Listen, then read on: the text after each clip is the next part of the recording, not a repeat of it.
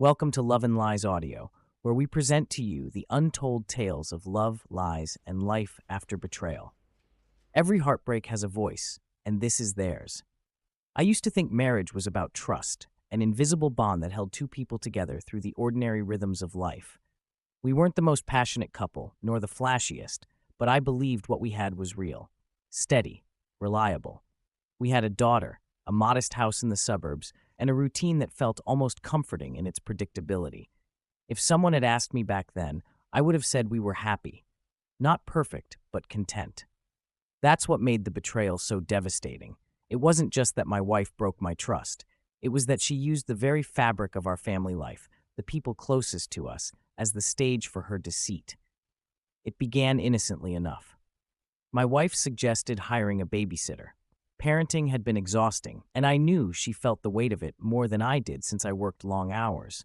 The idea seemed reasonable, a little extra help, a chance for her to breathe. That's how Hannah came into our lives. She was young, maybe in her early 20s, kind, polite, the type of person who made you feel at ease instantly. Our daughter adored her. My wife praised her constantly, how patient she was, how dependable, how she felt like family already. I didn't think twice. Who would question someone willing to help care for their child? At first, everything seemed normal.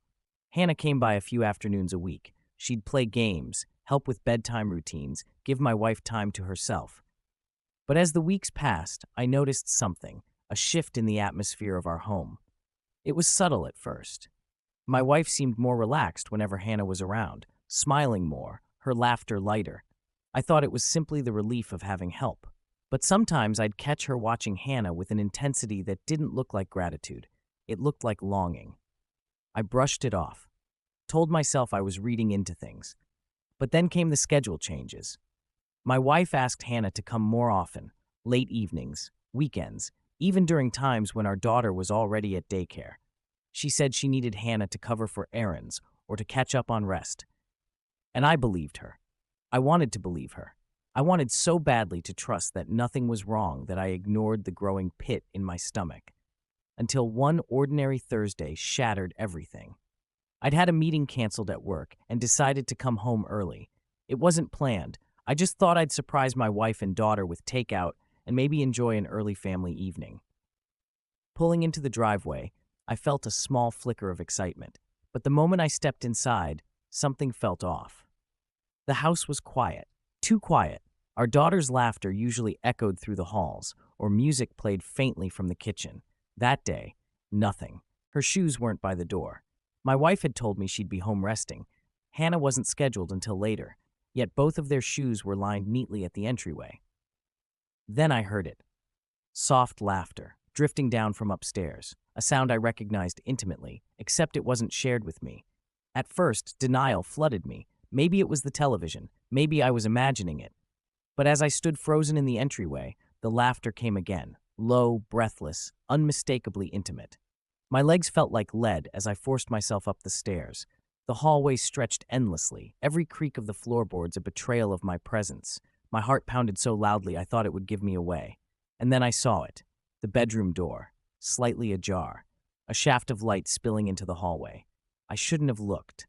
Part of me will always wish I hadn't. But I did. Through that narrow crack, I saw them, my wife and Hannah, entwined, unapologetic, so utterly consumed by each other that the rest of the world didn't exist. It wasn't just the act itself that broke me. It was the ease of it, the comfort, the routine. This wasn't a mistake, a one-time lapse in judgment. This was practiced, familiar. The air left my lungs, my vision blurred. Rage, grief, disbelief, all at once. My first instinct was to burst in, to demand answers, to scream until the walls shook. But something stopped me. A cold, detached voice inside whispered, "Don't interrupt. Watch. Remember, this is who they really are." And so I stepped back, silent, unseen. I walked out of the house without them ever knowing I'd been there. That night, I couldn't sleep. I parked a few blocks away and sat in my car until dawn, staring at nothing, replaying every memory, every laugh, every moment my wife and I had shared. Suddenly, all the pieces shifted. The babysitter wasn't just a helper, she was cover, the perfect excuse for my wife's double life. The next morning, I went home and acted like nothing had happened. I didn't confront her.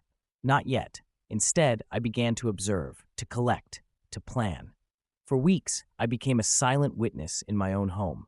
I watched how they moved around each other, the glances exchanged when they thought I wasn't looking, the excuses my wife gave for Hannah's presence. I started keeping notes, times, dates, patterns. It was like becoming a detective in my own marriage. I realized something then. Betrayal isn't always loud. Sometimes it's quiet, calculated, and it thrives in the spaces where trust should live. When I finally decided to reveal what I knew, it wasn't with a fight. It wasn't with shouting or broken dishes. It was with silence.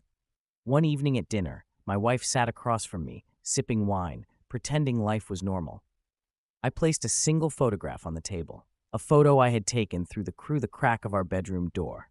The color drained from her face instantly. Her glass trembled in her hand. She opened her mouth, but no words came. I didn't yell. I didn't accuse. I simply said, "I know."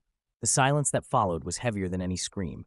Hannah never came back after that night. My wife cried, begged, tried to explain, but explanations don't erase betrayal. Trust, once shattered, cannot be rebuilt with tears. The aftermath was slow, deliberate. I contacted a lawyer. I began custody discussions for our daughter. Every step was painful, but necessary. What hurt the most wasn't the physical act of infidelity. It was the deception, the audacity of using our child's caregiver as a cover, the manipulation woven into the very fabric of our family life. But what also emerged was something unexpected: strength. I didn't let rage dictate my path. I didn't let her betrayal define me. Instead, I used it as fuel to rebuild, to reclaim what was stolen from me: my dignity, my self-respect, my control over my own story. People often ask what betrayal feels like. The truth? It feels like the ground vanishing beneath your feet, like the life you thought was solid turning to dust. But survival means learning to stand again, even when the earth is still trembling. This isn't Hannah's story. It isn't even my wife's story. It's mine. A story of seeing the truth, of refusing to let deceit destroy me, and of choosing clarity over illusion. Because sometimes the deepest betrayals don't just reveal who others are. They reveal who we are and what we're capable of when faced with the truth. Thank you for listening until the last word. If your life has tested your loyalty, your strength, or your ability to rise after betrayal, share your story in the comments. And remember to subscribe to Love and Lies Audio, where quiet endings speak louder than revenge.